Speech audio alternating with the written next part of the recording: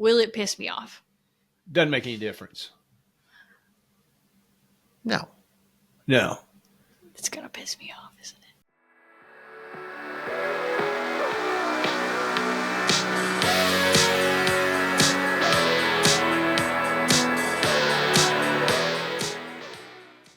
Welcome to Cue the Mic. I'm Darren Orth. And I'm the fabulous Randy Twyford. And I'm Emma Derflinger, and this is episode 92. Why are you doing the pulse check?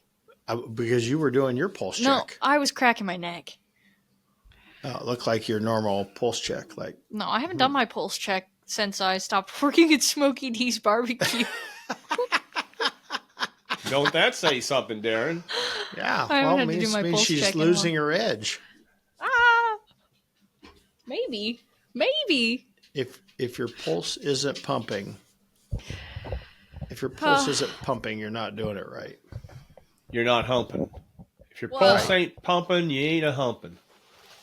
Right. What in the hell? Well, you aren't getting stuff done. Right.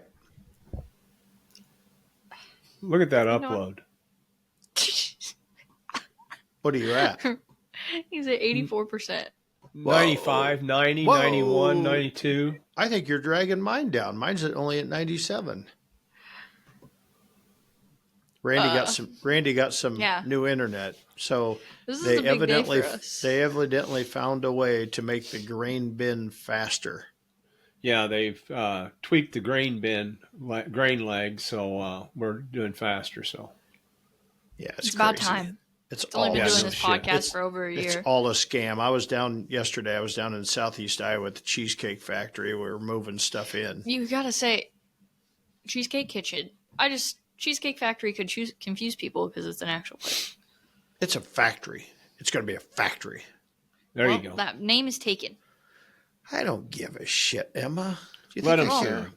I do. We were down at we were down at the Shut Your Pie Hole Cheesecake corporate headquarters. World headquarters. Sure. And we were setting up the moving stuff in and setting up the internet. And I instead of getting landline, I said just get a cellular modem. So we always get these blocks. Right. If we're doing so, we have a block. But I said make sure it's got a Cat 6 cable that you can plug into it for your POS system. Right. So they got a US cellular one, and it was, you got to have something by the window that hardwired into a little box. It plugs into another box. Just a clusterfuck thing. And we were on the phone with some fucking overseas son of a bitch for 45 minutes trying to get that thing plugged in.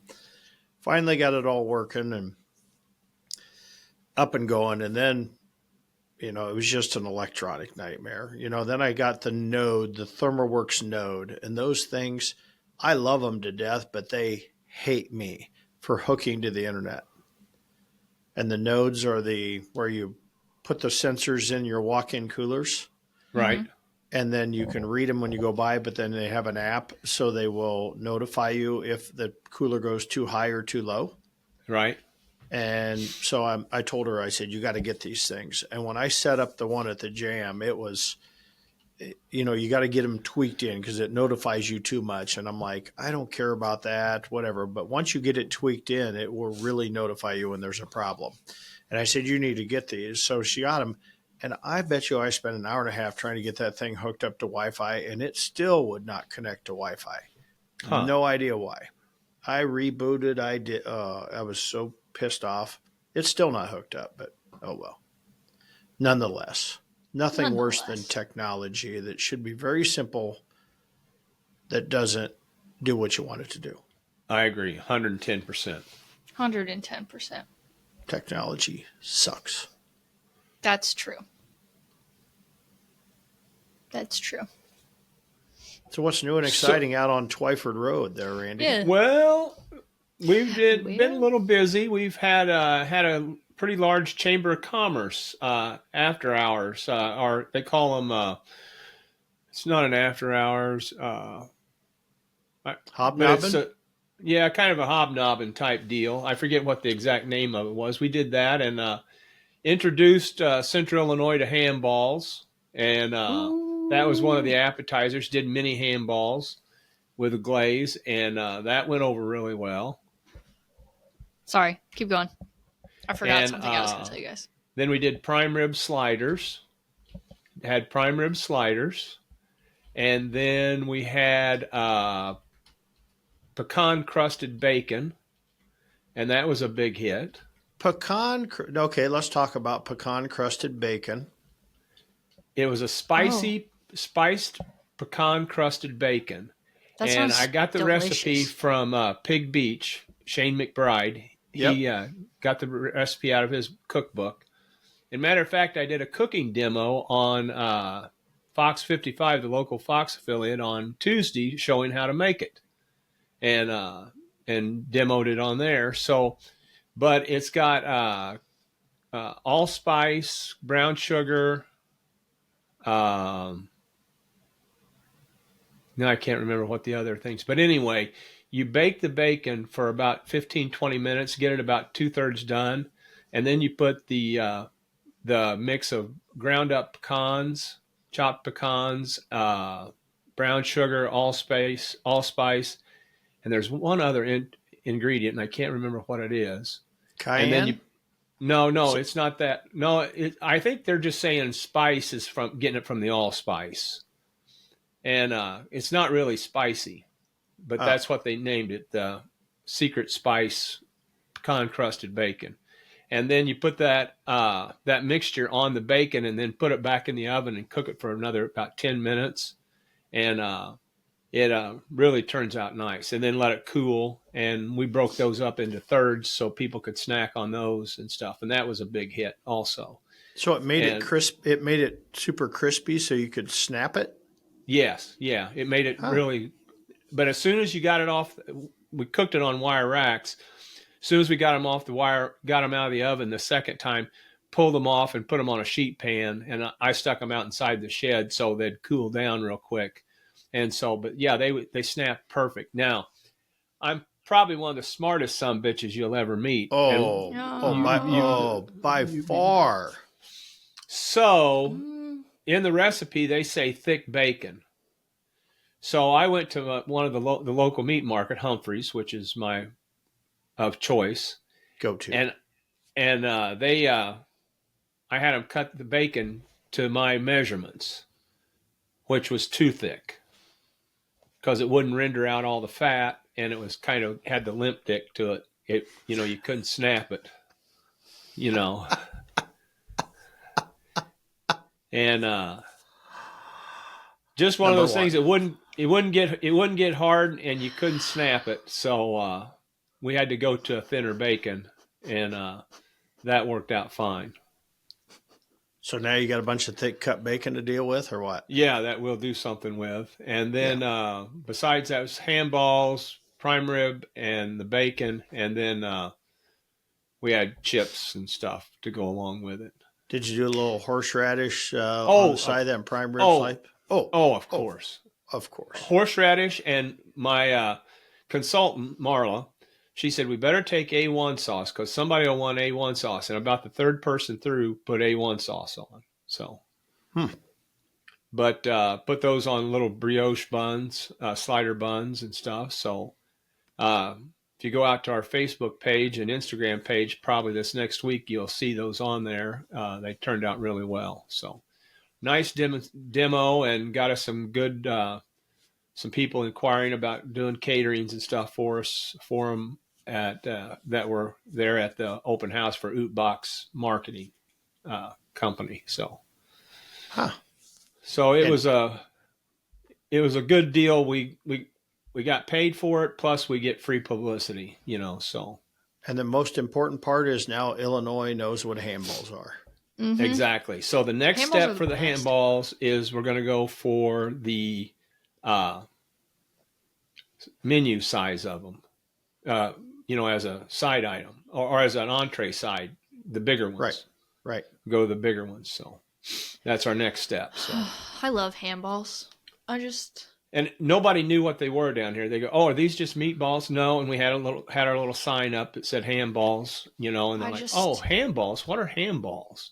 They're So just the greatest thing to ever Marla exist. stayed around the serving tables because I was out talking to people, as you could well imagine. And She was she Vanna had White. to- She was Vanna White in the handball table. yeah, well, now this is an Iowa thing, so. It's. I didn't realize it was an Iowa thing. Oh yeah, very Iowa thing. Just as Just as- Chislick is to South Dakota, handballs are to Iowa. Well, another reason Iowa's the best. Well, kind of like the hell, I'm trying to think of the cheese and the bacon, the cheese and the bread, and never mind. I can't think of it right now. Jeez. The thing that's well known down in Central Illinois that nobody else knows about. The horseshoe. Horseshoes, yeah, horseshoes. Well, Darren knows about it. Yeah, Darren knows about it. He's had them. I'm well versed. I've eaten the world, Oh, Yeah. that's fair. right? Yeah. Yeah, So, it yeah, sure just looks kinda like like- it last weekend. I've eaten the shit out of the world. So speaking of, so that's about what's going on down here. Starting to get really busy with caterings and that, and people are booked the truck out a lot. It's kind of surprisingly, I've spent time making contacts with people that we've done events for and stuff, and getting them rebooked into things, and got some new customers coming on that we're going to be taking the food truck to. So You probably need a second truck. Should I deliver it? Or no, that's all right. When You we're sure? ready for it, we'll meet at the Flying J up there in at the state line. Yep, state line. So- yep. Okay. You want me to just go park it down there now?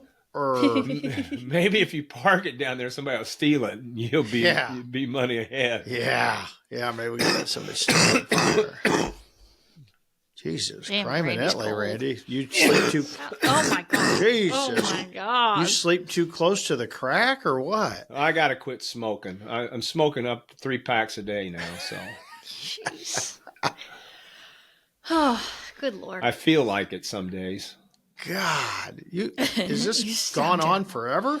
It's gone on for a week now. I've been to the doctor once, like- and I'm about to go back again probably tomorrow if it isn't any better. What do you got? Some pneumonia? No, they've done tests on me. I don't have COVID or RSVP or any of the other stuff. So, You guys are the worst. Well, so I learned something the other day from the Hispanic crew, right? okay. Tonight, when you go to bed, take raw garlic, Oh, I've heard this. a raw garlic clove, Right. and tape it inside your belly button. What the fuck? Yep, I learned it. That's kind of a heal-all in the Hispanic community. Huh. Raw garlic in your belly button. I'm not shitting you, Randy. I've heard that. Yeah. I have You've heard it that as too, well. Emma? Yeah. Yeah. Just raw garlic is kind of a healer for some reason. Right. I have no idea why. I heard that, and they're like, no, use raw garlic. Might have to give that a throw because nothing else seems to be working. Nothing else seems to be. Yeah, I've only had this nasally stuff. I haven't had a cough. I've had this, and I think it's the damn CPAP. I think I'm about ready to give up the CPAP because half the time I don't wear it anyway. I'll fall asleep without it or whatever. Right. And Sherry's like, you don't snore anymore. Why are you wearing the damn thing? And then when I wear it, it leaks. And then she's bumping me going, that thing's leaking. Will you quit wearing it? But I'm just like, I've worn it for so long Right. I'm that saying I'm like, am I going to kill myself if I don't wear it? Yeah, it's like, I Is don't that know. how that works? Well, you've worn it for so long, but I have a feeling old Grandpa Cheese told me years and years ago, he's like, you wear that thing long enough, it'll fuck with your sinuses over the long term. Because he's worn it for longer than I have. And I've been wearing that sumbitch for 25, 30 years, and he's like, and I can tell because especially if you let that sucker grow dry, that reservoir. Oh, yeah. If you let her go dry, you're screwed. And you're screwed for about a day and a half. Yeah. Yeah. You're exactly And right. I let her go dry the other day. Oh boy. I hate this. You always want to keep it plenty of liquid and lubrication in it, so you never want to run her dry. WTL. Never run her dry. WTL. I hate every bit of this. Icky. Never let her run dry because you'll have trouble then. What else is going on? Hey guys, I started a new cooking adventure. Okay. Whoa. So, what are you cooking? So last week we had to record early because I had a Christmas. And for that Christmas, my brother and his girlfriend got me a pasta maker. So I have taken on homemade pasta. I've made it once, and it did not come out as pretty as all of the videos and demonstrations and instructions I saw, but it tastes right.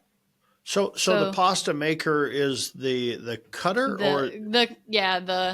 So you put your eggs and your flour on the table and mix it like whatever, and then you run it through this to flatten get it the right. To flatten it, and then I cut it. Yep. Pretty cool. Pretty cool. We have one back here in the old kitchen, unless your mom's thrown it away. You know, she's been decluttering everything here. Yeah, as she should. I'm about ready to call the Lawless girls up and have them come and do a declutter on the kitchen and back room at my place. Oh, let me just send Amanda down. She'll have it all gone in, I'd love to. A day. I'm going to stay out of there so I don't go, well, no, let's not throw that away. Yeah, no, that's Mom does better when she's on her own. But yeah, so I got a cool little pasta maker. Here, I can actually show you guys. I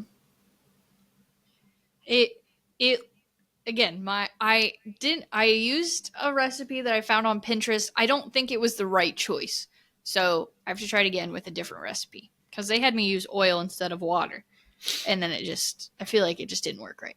But this is what it looked. Oil instead of water. Yeah.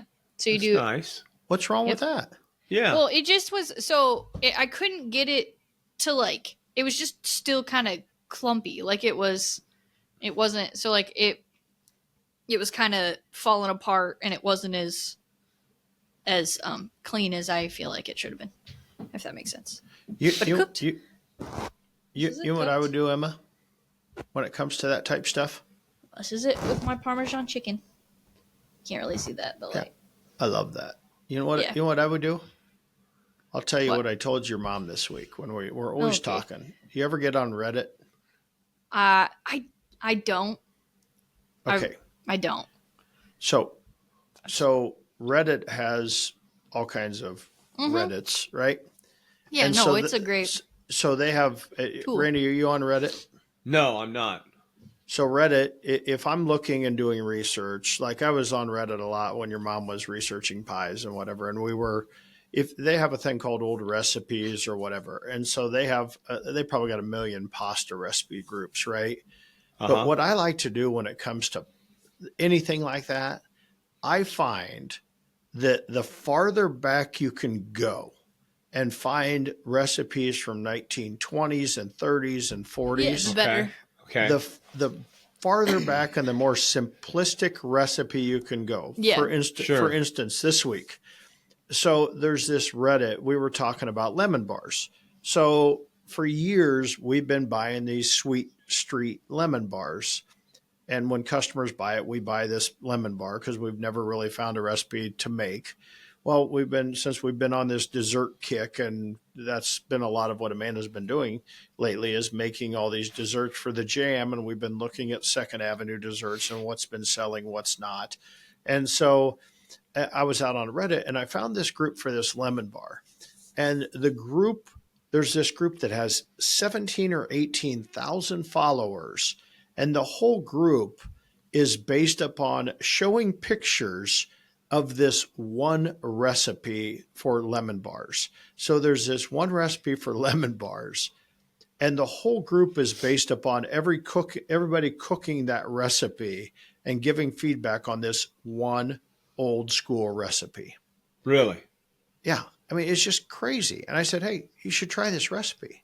So she tries the recipe, and the first time she's like, I don't think it's lemony enough. And then she's like, oh, I don't think I put enough lemon juice in. And then she made it, and then we had to cover it. And after the second iteration, she's like, man, here's this really good lemon bar. And it's like cheap as shit to make compared to what we're paying for this lemon bar. And now we've got this process. We think we can make our own lemon bars. And I've never put them in messed the on freezer. Reddit. So I use Reddit a lot for research and stuff, especially for old school recipes. So we were talking about pies, right? And so this was the week. You'll love this, Randy. This week was the week of cream pies. Oh my God. Yep, the week of cream pies. Excellamendo. Yeah. I figured Emma'd be going, oh God, you're not going down this rabbit hole. I'm a little nervous, but it's okay. It's okay. Because you can find cream pies on Reddit too. Yeah. 2 different kinds of cream pies on Reddit. Oh, I bet you can. Yeah. So you got to look up which cream pie It was recipe. like, how do you differentiate between the cream pie? Okay. Here's where we were. We were on this line, okay? You were doing so well. I was really proud of you. I was like, we're not going to... If you type in cream pie and it comes up with an NSFW, which I don't know what that means. What's NSFW? Can you look that up? Because if you do an NSFW... I feel like this is something I need to look up on incognito mode. I hate this. Because I'm pretty sure it's... It not safe for... Not safe for work. Not safe for work not viewing. Safe for work. Right? Okay, so if you put in cream pie and it comes up not safe for work, then they're probably not talking about... Banana cream pie. I don't want to say edible. I don't want to say... They're probably talking about... A banana cream pie or something they're probably like not talking about a banana cream pie. Right. Anyway. Here's where we were. There was this line, okay? And you were dancing on it with the whole cream pie conversation. And I was like, okay, you know what? Maybe he won't do what I think he's going to do, but he probably will do it exactly what I think he's going to do. And you did exactly what I thought you were going to do. So you were on the line, and then you were like, oh, let's go take a leap onto the other side. Like, and then we reel it back. So anyway, we're back to now we're going to come back to the other side of cream pie. So what kind of cream pies did you make? Well, I did. And Amanda came up with the coconut cream pie, and so we came up. We had a made from scratch recipe, and then we had a made from scratch recipe that she covered with a whipped topping, and then she had a pudding mix, a vanilla pudding mix that she mixed with, and then we put a meringue on top of it and taste tested it. And everybody said, oh my God, that one with the meringue with the pudding in it, that's made from scratch. That's homemade. And she's like, okay. I'm like, hey, do that one. And then on Friday she did, she's like, hey, I got some leftover bananas from the school catering. So she did a banana cream pie. And we sold that turn out? I don't know. I hate banana cream pie. Do you really? Yeah. Yeah, I don't like any. Know that. I don't. Well, first I can't have cream pies because I'm dairy thing. But I hate coconut. I can't even stand. I hate the texture. I hate the look. I hate the smell. I hate everything. You don't. Because I was going to do pina coladas when you were down south, and you didn't want to. We never did them. I gurged thinking about it. Yeah. Anyway, so the cream pies were a big hit. So, but it made me think about the Big Bob Gibson's peanut butter pie. And I'm like, Amanda, we got to do peanut butter pie. So I was on Reddit last night and I found an old recipe from like 1940 that was like supposed to be the original Big Bob Gibson's peanut butter pie. Is that right? Yeah. And so today I'm going to, don't tell Amanda, but I'm going to make a Big Bob Gibson's peanut butter pie. Speaking of Big Bob Gibson, 100 years. I saw they were their 100th anniversary. 100 years. How's that? Yeah. Isn't that crazy? 100th anniversary. 100th anniversary. It's a long time. That's a long time. It's 100 years. That's damn near as long as we've been shooting this podcast. Yeah. Yeah. Sure. Feels like it. Okay. Yeah, so the rest... So you're going to make a peanut butter pie today? Yeah. I might play around for the family. I'm not going to eat it, but I'll. No, yeah. So I need to go back. I use Pinterest. That's my big recipe. That's where I look for recipes and stuff. Yeah, it's just all copied. That's the only thing I hate about it. I will say I'm starting to realize that. But I did, yeah. So the recipe I found was I think the part that I also struggled with was the flour to egg ratio, because everybody has a different flour to egg ratio for the same serving number of servings. So like I just got to find the one that why. You want to know why? Why? Because I would guess that 75% of the people that are putting out that content have never made that fucking noodle. Right? Maybe. I think they're just taking recipes, tweaking them so they're different. So somebody doesn't say, you copied my recipe, right? Case in point. I made a really good canned dump enchilada soup a few weeks ago.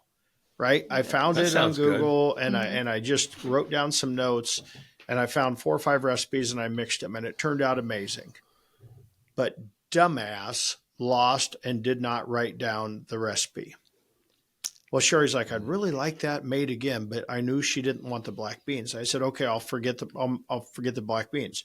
So I started looking through my files, couldn't find it. Looked through my Google Keep, couldn't find it. Looked through a photo on my phone, couldn't find it. Looked through my recipe card folder, couldn't find it. Could not find the damn recipe. So then I'm out on Pinterest. I'm out on trying to figure out where the hell I got this recipe. So I'm Google trying to find this because I knew it had enchilada soup in it, had chicken broth in it, had whatever. So I'm making this soup again last night, trying to wing it based upon what I did. And it wasn't the same. And I'm like, I don't know what was different about the soup. It had rotel and it was just a dump canned soup. But it was amazing. And so, but there was 15 different iterations of the soup and they were all just different by one was teaspoons and one was tablespoons. They were all the same damn thing where people were just tweaking recipes. Right. Yeah. Well, and I think, so the instructions actually had a recipe for the instructions that came with the pasta maker had a recipe, but it just seems to be the most basic one out of everything. So I questioned it and that was a mistake. I should have just done it. And it didn't have, like, it had the exact number of eggs and flour, or how much flour I should use, but it didn't tell me how much water, because it was like, use water. Come to find out, it's really just by feel with water. It really is. Any dough should be like by feel. It's till that dough comes together, right? Yeah.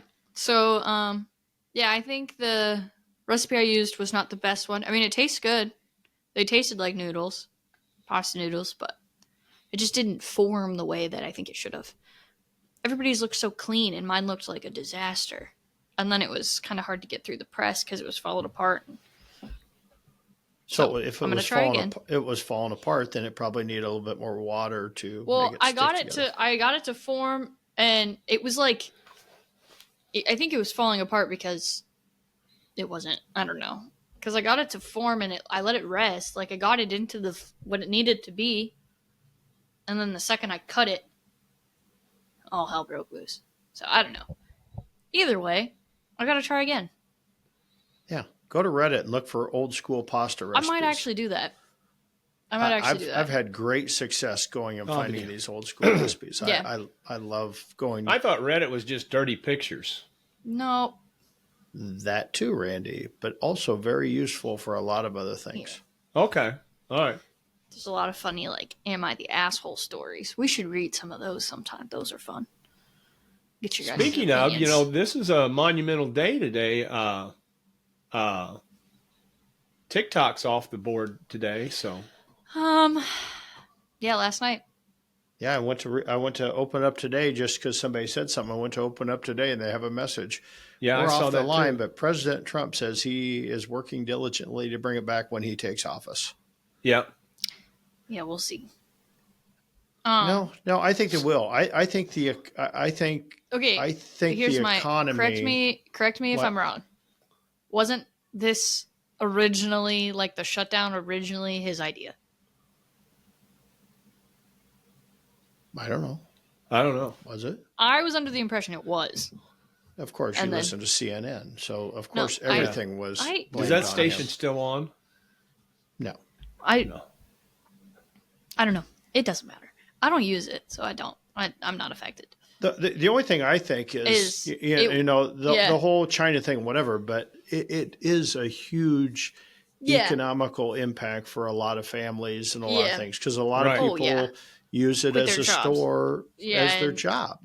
Now, if making money as an influencer and and even the influencer thing, whatever, I'm kind of over the influencer thing, but a lot of people. I mean, that's how. But they have stores and they have legitimate selling. They're selling products. Goat soap and stuff. Yeah. Well, like the birria bombs. I take birria bombs. Right? It's different if like birria bombs. Yeah, influencer. No, they're selling their product that they made, and that's their avenue. Yeah. To sell their product. That's their online store. They were made famous because of TikTok, but it's their product. It's not somebody hawking.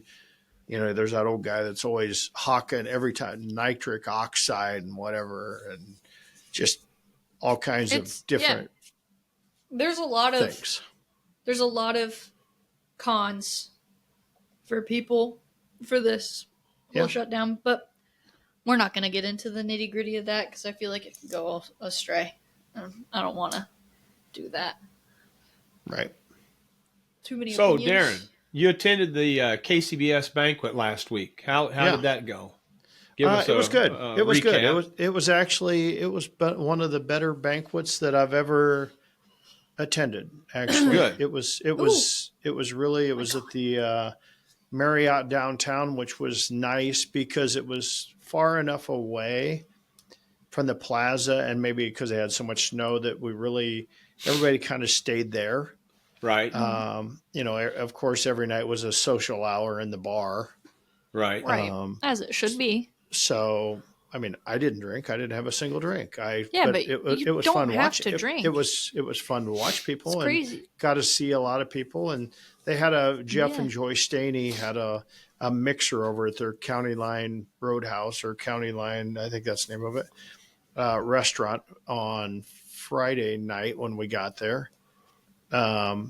And they had a Hall of Fame mixer, so they invited everybody over, and they had free hors d'oeuvres, and it gave you a couple drink tickets and stuff like that. And so it was a lot of fun. And then Saturday they had some kind of educational sessions, which of course Luke Darnell and I and Joe Osbrink, we took an opportunity to go on a breakfast tour. Right. We saw instead. that. So we went to the where the hell did we go? We went to the what's my sandwich? The Dagwood. We went to Dagwood's Cafe. Right. We were plotting out all these breakfast places the night before, and everybody opened at like 8 or 8:30. I'm like, what? Breakfast isn't at 8 or 8:30. Breakfast is at like 6 in the morning. Correct. Well, as we're leaving the bar at 12:30 in the morning, and I'm looking at Luke Darnell and Joe Osbrink, who are, let's just say, 50 shades of fucked up. Right. I'm like, there's no way. There's no way in hell these guys are meeting me at 6 o'clock.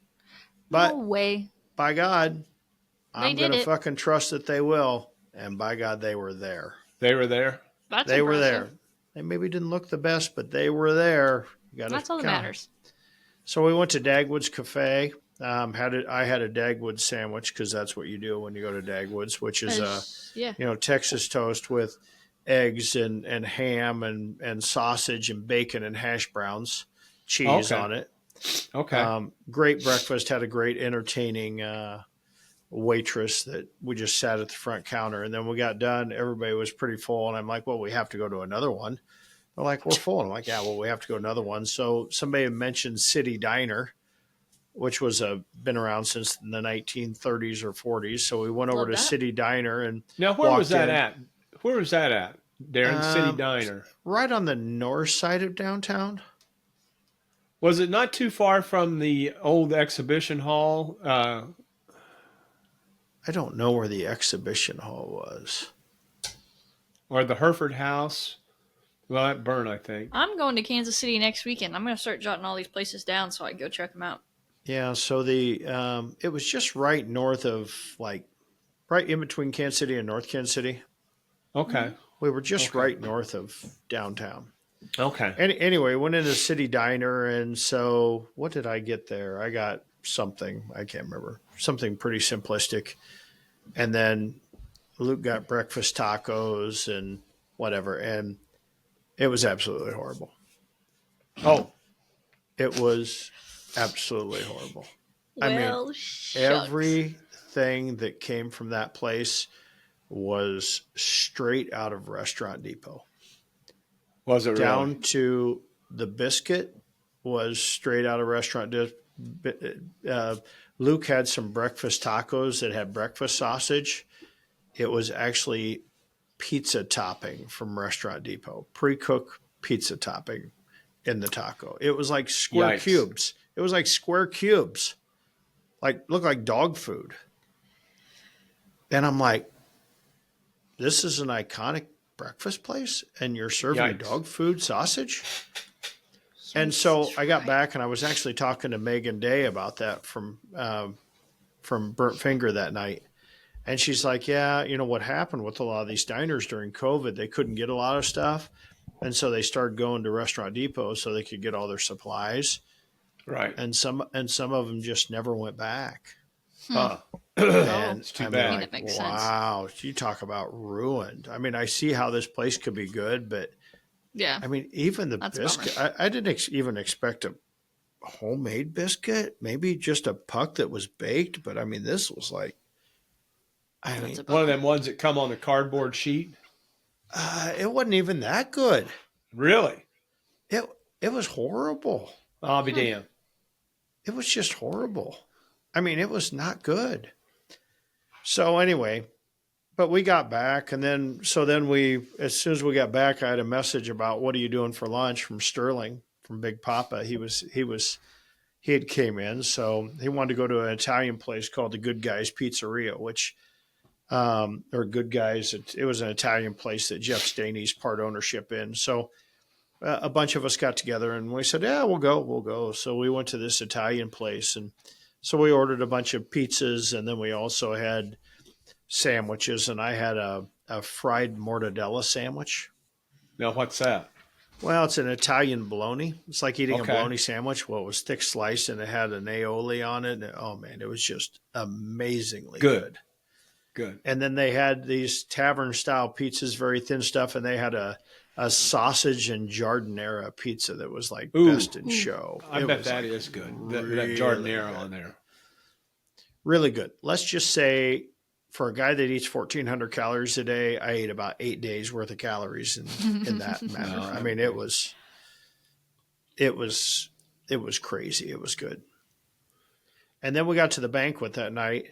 And so Anella from Snake River had sent in some Wagyu, I think top rounds she had sent in, and then some Berkshire pork loins.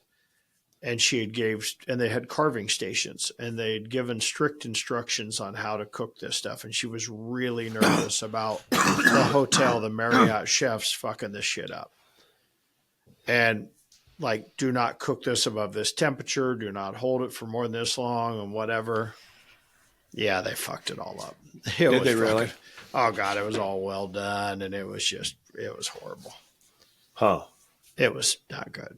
But the green beans and carrots were great. They did a really good job on their roasted carrots and their green beans. They know how to cook the vegetables, but, man, they fucked up her meat bad. Huh. But overall, I mean, they had a really good program. Everybody was worried. They did the Hall of Fame induction, and I think there was 13, 14, 17, I don't know, getting inducted to the Hall of Fame. And they introduced us all, and then they brought us all to the stage, and everybody was worried that it was going to take 5 hours to do that. Right. And it probably took an hour and a half. But what was interesting is when they let everybody speak and they told us, you know, we just want you to say a few sentences on stage. And everybody pretty much kept it to a couple minutes.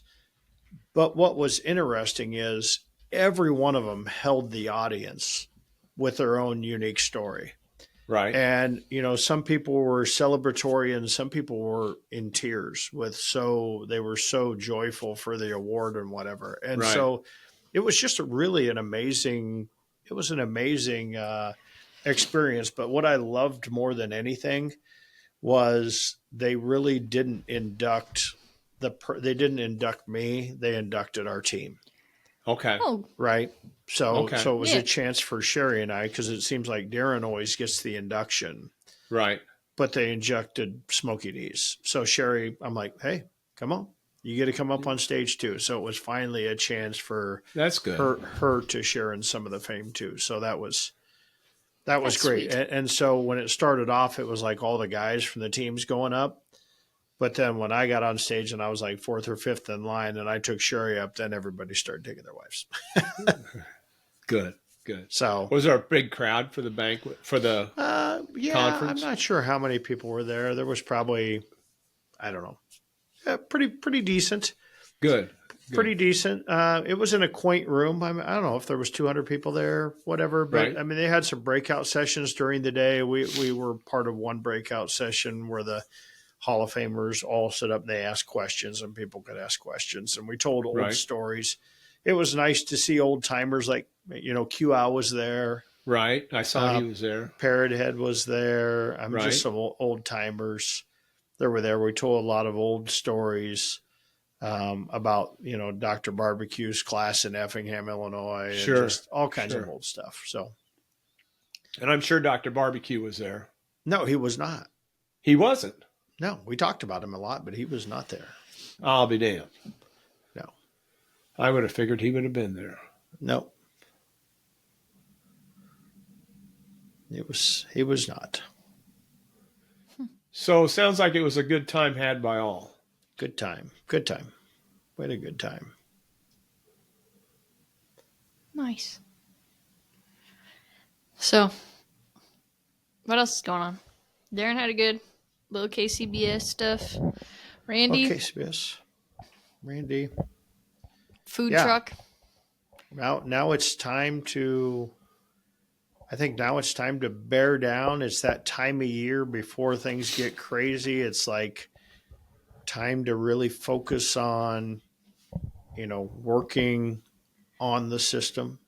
Mm-hmm. Well, you say that, Darren. You say that, Darren. So in your opinion, what is the things you need to work on? Well, I think now's the time to look at the menus, look at your cost, look at, like right now we're hot and heavy trying to jumpstart our catering business at the Jam, trying to get that up and running. We're trying to get Des Moines Catering Company up and running. We're trying to revamp the catering menu at the Ornery Chicken and the Crafty Mac.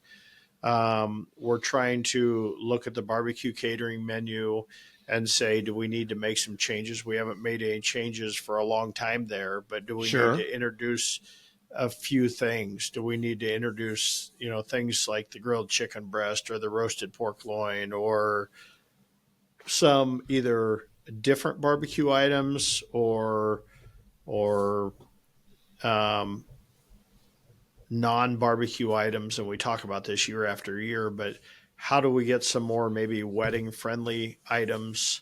I agree, and I'm in the same boat.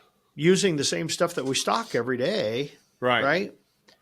But just trying to find, like we put au gratin potatoes on the menu at the Jam as a Friday special, and people love them. And so why don't we put au gratin potatoes on the menu on our catering menu?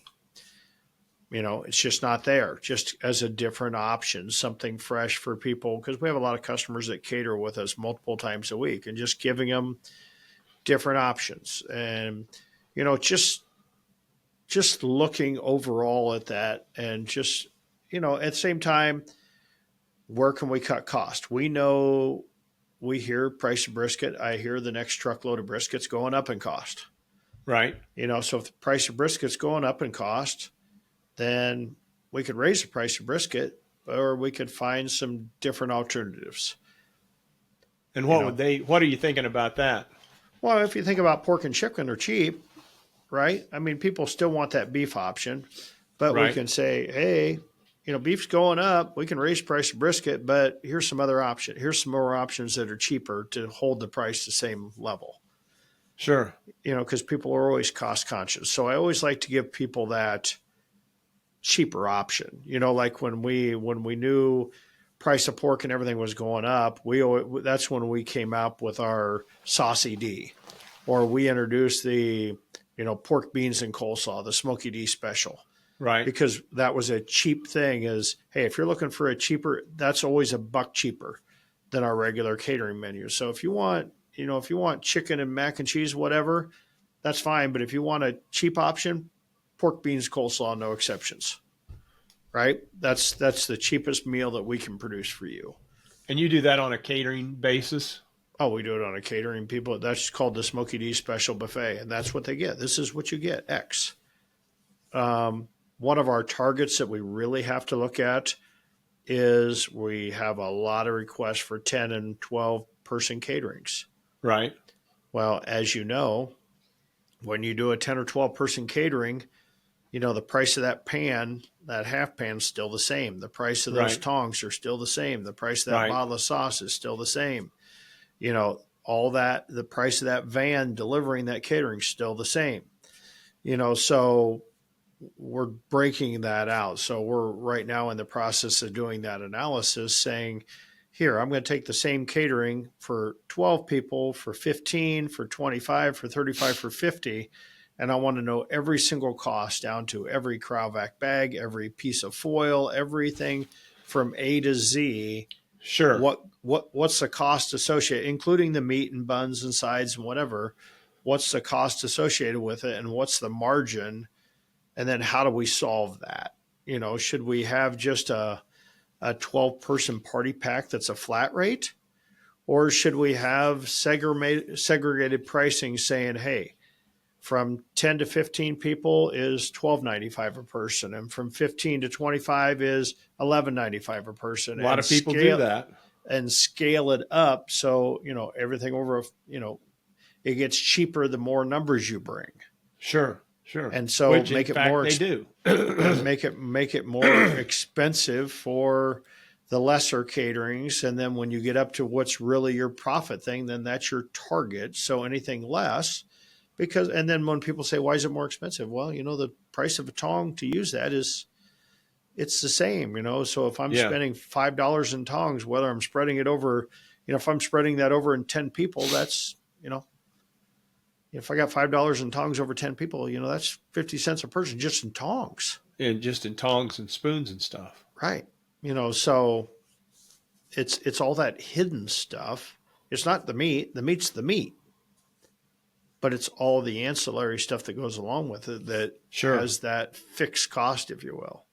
Well, just like your your tableware packets and stuff like that, Yeah. I mean, but those cost the same. I mean, those are per piece. So if you got 10 people, you're sending out 10 of them or 12 of them, right? Right. But the tong, I can use for the same tong for 50 people. It's the fixed thing for... I see what you're saying. But then when you get to 100 people and you're going to do a double-sided line, now I need 2 sets. Sure. Right? So... yeah, I don't know.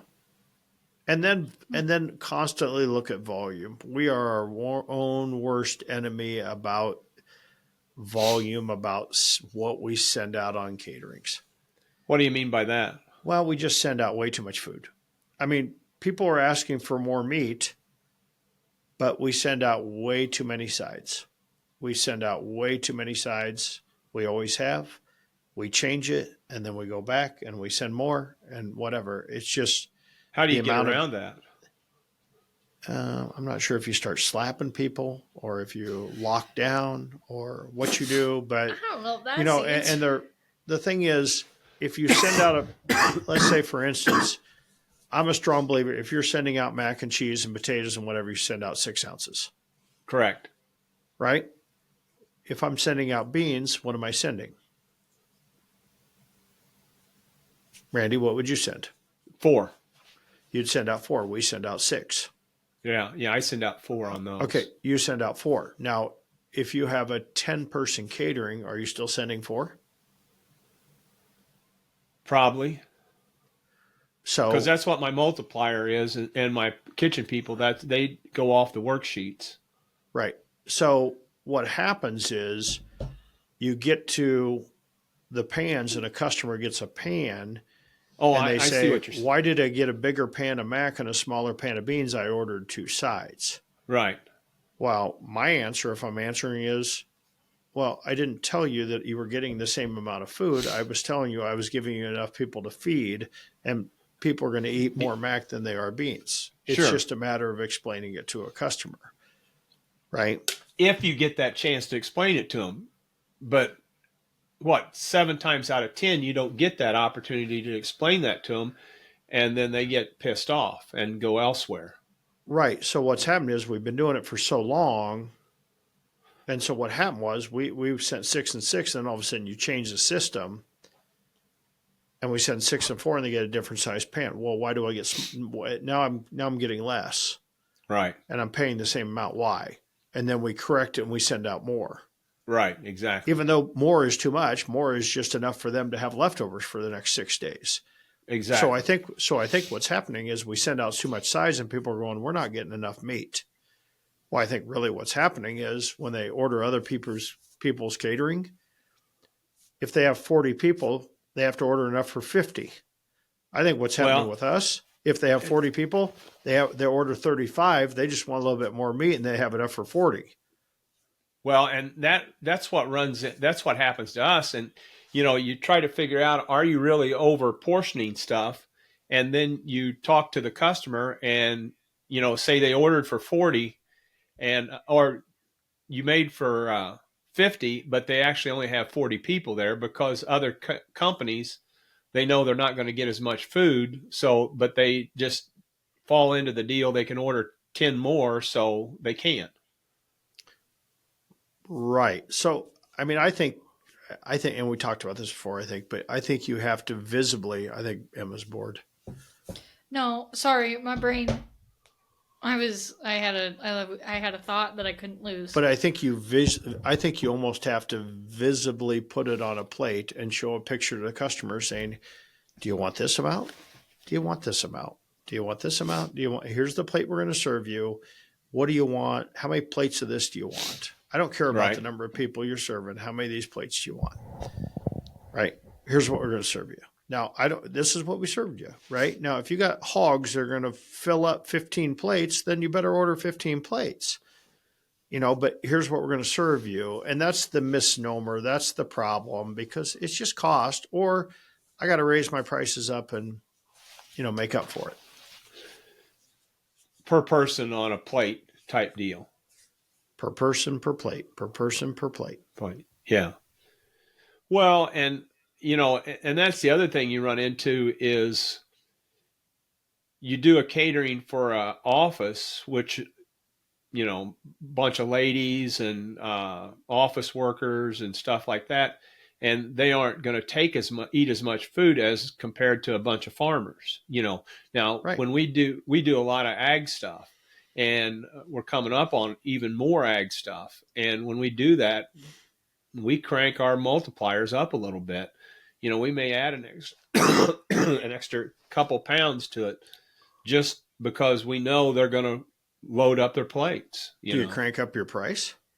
No, we don't. Right. So that's what we're saying. Should we have a regular catering price? Should we have a Hungry Man buffet? Exactly. Or we need to quit calling it a buffet, because a buffet insinuates it's an all-you-can-eat buffet. All you can eat, exactly. Yeah. So we need to probably find a different term for it, to say smorgasbord. Not even a smorgasbord. I don't like that word either. Meal or something, just whatever. Mm-hmm. But you have to be careful, because people are still going to want to order a buffet, Like, that's the style they'll want it to be, in a sense, if that makes sense. Right. But you got to, it runs a fine line of, then you don't want to be known. As I always tell people, everybody remembers the caterer that ran out of food, but they never remember the caterer that had extra food. Right. You know? That's true. So Very you don't true. you don't want to get the reputation of running out of food all the time. So, But then, there's part of me says, you've been doing this for a long time and you have a successful business. It ain't broke, don't fix it. well, and you're exactly right. You know, you can fiddle fuck around with something long enough and then it won't work, And so you've been pretty successful doing what you're doing and you're making money and being profitable. And as long as you're being profitable and doing well, then don't mess with it. Right. Just find better ways and cheaper ways to do things. Be more efficient about it. But do you take and concentrate on, spend more time concentrating on the bigger items, or do you spend more time concentrating on the small items where you save,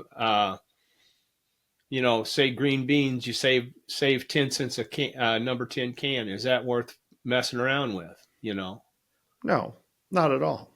Not at all.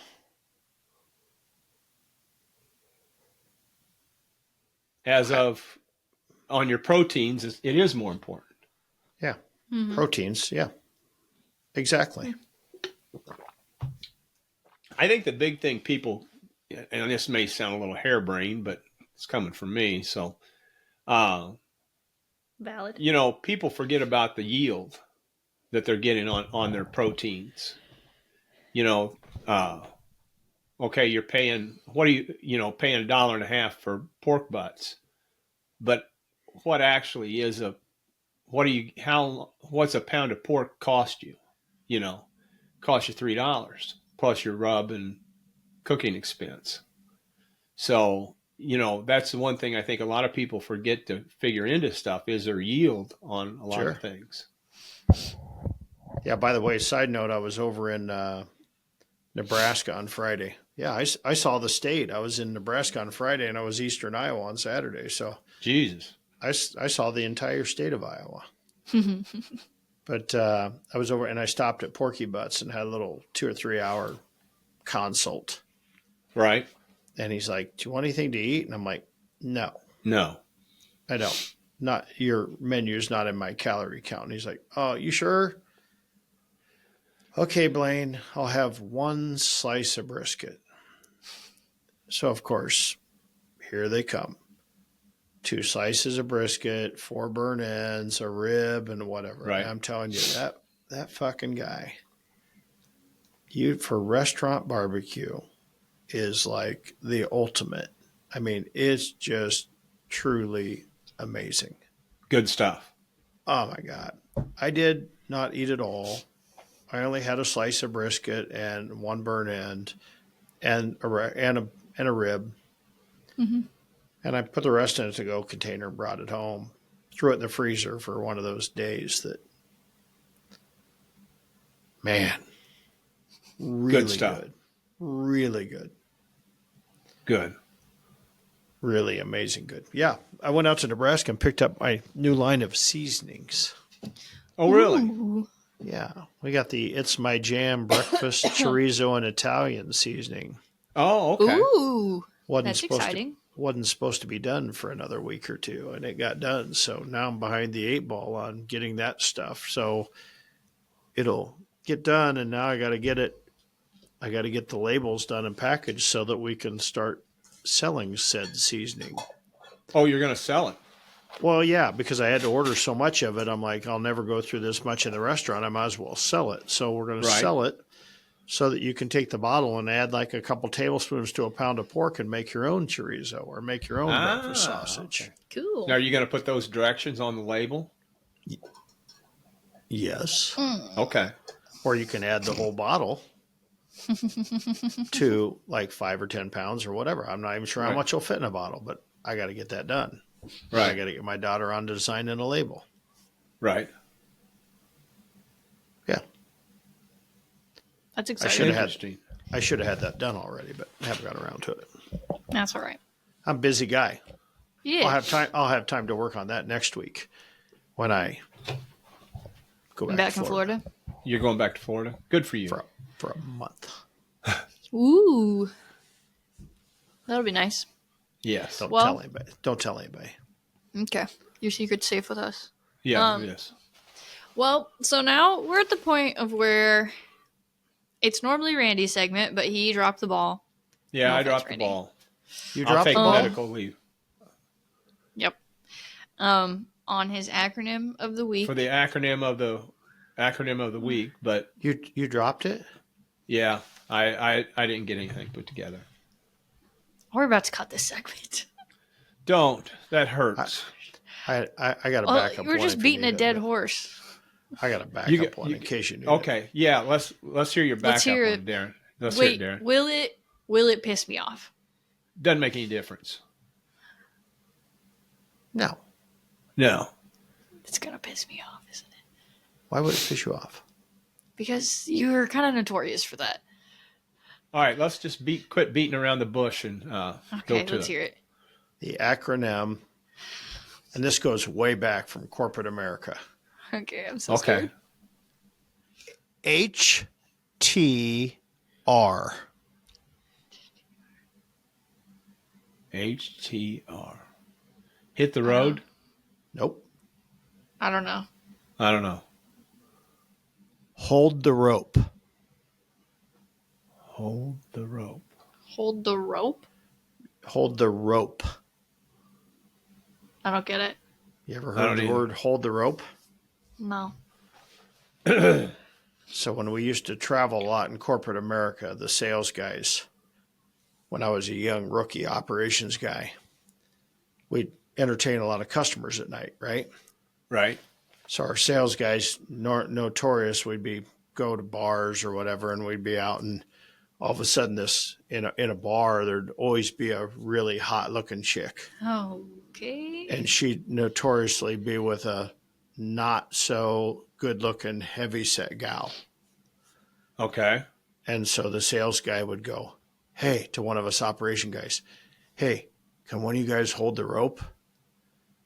Which means he wanted us to keep company. He wanted us to go talk to the fat chick. Okay. So he could go bang the good looking chick. That's so messed up.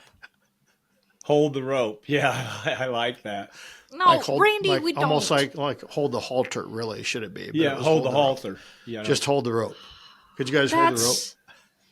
So mean. That's so mean. I have a new word for you guys, actually. Okay. As well. It's actually my mom. She sent it to me. But it felt fitting. It kind of describes you both perfectly. This ought to be good. You guys are... I can't even say it. The word is poolingo. And it means... Poolingo. Means a person who speaks fluent shit. Oh, well. Felt very fitting. Not going to really take that. Poolingo. Poolingo.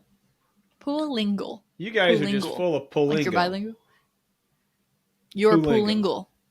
You're poolingle. Yeah. Well, I'm not going to argue that one. Shit. Speak fluent shit. Not going to argue that one.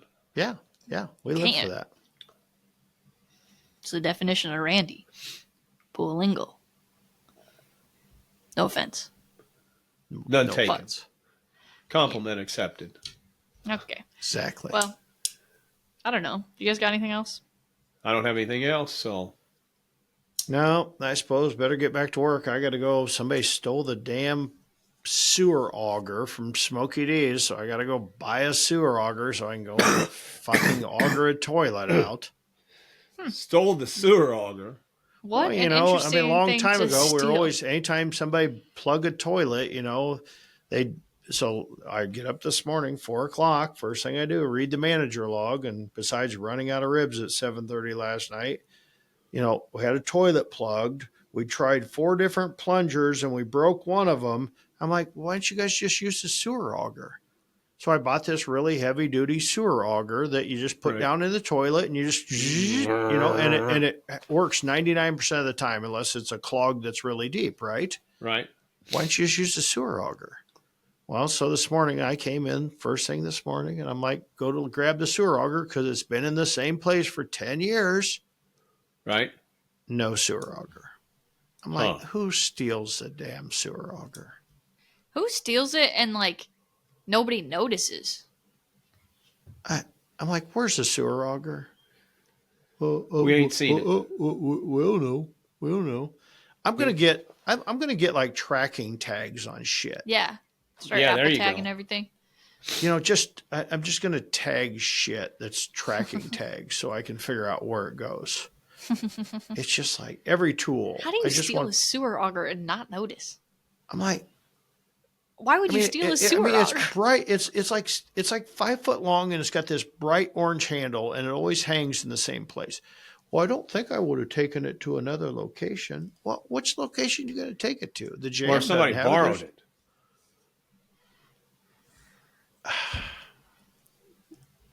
I don't know. That's know. Either that, or I'm going to put a concrete block on the end of it. Put a spare tire rim. A tire rim. That's and then every time I want to use it, then I got to lift a spare tire rim. Right. Anyway, but you won't lose it.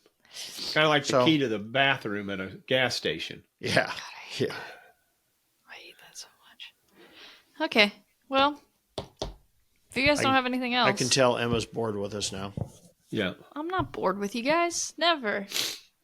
I just don't want to bore our listeners.